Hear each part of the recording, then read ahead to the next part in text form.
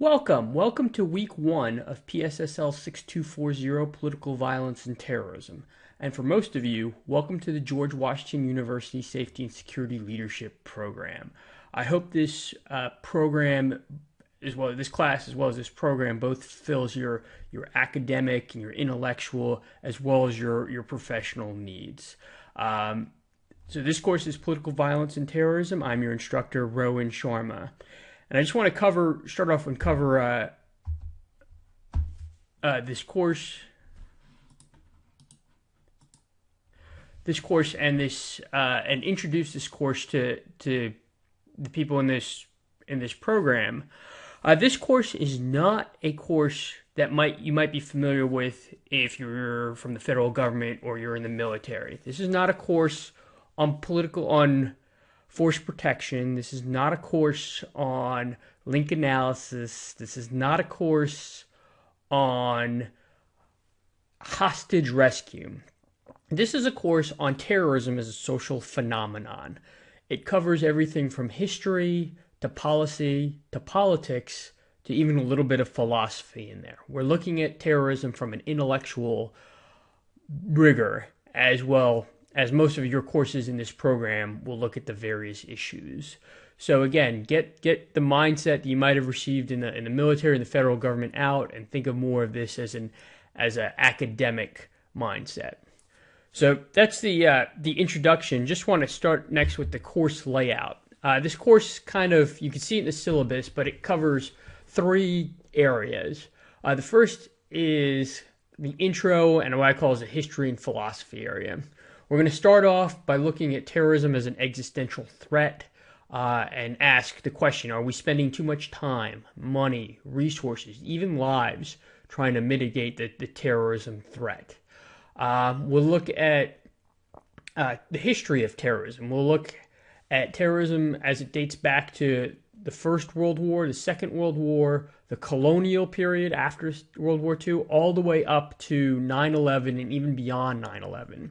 Hopefully by taking this in this course, you'll learn that terrorism is not a recent phenomenon. It's been something that's been around in one shape or another for the last 100 to 200 years. And then we'll also ask in that first section is kind of those philosophical questions. What is a terrorist? Why do we consider certain people terrorists and others freedom fighters? When do you get to engage in terrorism? When is the oppression so bad that you get to do things that we consider terrorist acts? And that's not a question that you can answer easily, but we'll have kind of a robust discussion, hopefully, on what we consider terrorism, what our viewpoints on terrorism are. And then we'll kind of conclude that history philosophy with looking at terrorism transition, how terrorists adapt. And we'll look at 4 particular case studies of groups, and we'll look how they've adapted, why certain terrorist groups adapt and are advanced to a political organization, while others are relegated to the dustbin of history. So that's kind of how we'll cover that first section, the history philosophy section. Then we'll go into counterterrorism. We'll look at terror. We'll look at the terrorism phenomena from the counterterrorism perspective. We'll start by looking at terrorism finance, how to interdict this critical node that terrorists use to engage in their activity. We'll then go into counterterrorism strategy, what certain countries have done. We'll look at the United States, Israel, and Britain and determine what works, what doesn't, and why not. We'll then talk about counterterrorism and intelligence, and we'll focus on 9/11, how did 9/11 happen, and more importantly, the post-9/11 world. And with the basic questions, despite the billions, trillions, depending how you count it, we've spent, why do we still have terrorism failures? And those include everything from the underwear Christmas Day bomber to the Fort Hood shooter to even the recent attacks in Boston, or the Boston Marathon attacks. And then we'll wrap up this course with what I call contemporary issues. And this might change a bit depending on how the course goes, but we'll look at drones, leadership targeting. Does it work? Does it not work? Under what circumstances does it work? The next, we'll also look at the domestic jihadist threat in the United States, which is becoming more and more relevant as the rise of ISIS has been occurring over the past few months. And then we'll open it up if there's any issues that pop up, and there's always current events issues. ISIS is in the news obviously right now, and we might bring some of those issues into our class. And then after that, I'll give you week 8. There's nothing real formal for week 8, and that gives you time to finish up your last paper as well as study for the final. So with that, I just want to go into the work products. And I think the syllabus might have been a little bit confusing, so I want to kind of clear it up. There's 2 papers and 1 briefing. Both papers are short, 1800 to 2,000 words, and then the briefing will be about a group project, be about a 20-minute briefing. Now, I want to make this clear because, again, it's not very clear in the syllabus. So you will be responsible total for 2 papers and 1 briefing. There are 3 assignments in the course. What I'm going to do is break you up into 4 groups, and group 1 will be, so group 1 during week 3 will be briefing. And the assignment is what is terrorism, what is not, and you can see that in your syllabus. But group 1 will be briefing. Everyone else will be writing a paper on the topic, on that same topic.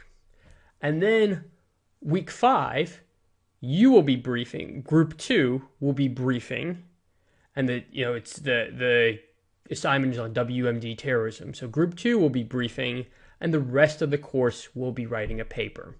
For the week 7, week 8, so during week 7, the final papers on counterterrorism strategy or intelligence. Group 3 will be briefing, and group 4 will be briefing as well. And everyone else will actually write a paper. So if you're briefing that week, if you're in the group that's briefing, you will not write a paper. I want to make that clear at the onset. So if there's any questions on that, please let me know. And what I'll do is I'll break you into groups during week 1 so you have an idea of who you're working with. So yeah, again, total is 2 papers, 1 briefing. You will be briefing at 3 Adobe Connection sessions that we'll have throughout the semester. Those will likely be on Thursdays right now I have them tentative week 3, week 5, and week 7. So those Thursdays we'll have it at 9 o'clock. We'll have an Adobe Connect session where whoever's briefing will brief. If you can't make it because of time zone issues or bandwidth, no problem. Just make sure that someone in your group is briefing, and you can brief for those who can make it. So I hope that's kind of clear as day. If there's any issues with that, please let me know. There'll also be weekly discussion boards, and you've seen that in your syllabus. About 400 to 500 words you're going to post, and you'll see the questions as each unit goes by. And then you'll respond 5 to 8 times to your students in those weekly discussion boards. And your posts to your students should be about 100, 150 words. That's our vehicle to kind of participate among your fellow students. So make sure you do a really good job on those discussion boards. And what I'm looking for on those discussion boards is your own analysis. Show me that you've read, show me that you've listened to the lectures, but be sure to actually incorporate those into your own analysis to answer the questions every week. And for the first week, there's only 1, but every other week, there's two questions per discussion board. So that should hopefully get you, again, every week, make sure you answer those, stay on top of them, do not get behind, or you will be way behind in this course. And then there will also be a final exam the last weekend of week 8. It's not easy, it's not hard either. It'll be open note, open book. I'll give you a big hint that you have to watch the lectures every week, because that's where a majority of the final exam is going to come from. So please, those are our work products that I expect you, and those are your graded assignments. Just to kind of give you a little bit of personal background, I currently work at a place called the Defense Threat Reduction Agency, DTRA, as it's commonly called. It is the WMD arm of the Department of Defense. I currently work as a red team analyst where I try and emulate terrorists and foreign governments as they try and exploit critical gaps in our infrastructure, in our Department of Defense infrastructure, I should say.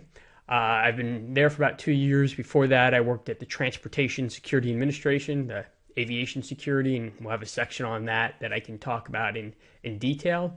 I've also worked as a contractor for the Joint IED Defeat Organization, and I was also an Army officer for 7 years with deployments in Iraq and Afghanistan. So if those of you who have deployed overseas or preparing to deploy, I can definitely sympathize with you to a high degree. And that's just kind of it. If there's any issues or any questions about DTRA or even career issues working in the DC, I've done it all. So feel free to hit me up on email, and I could try and answer those questions for you.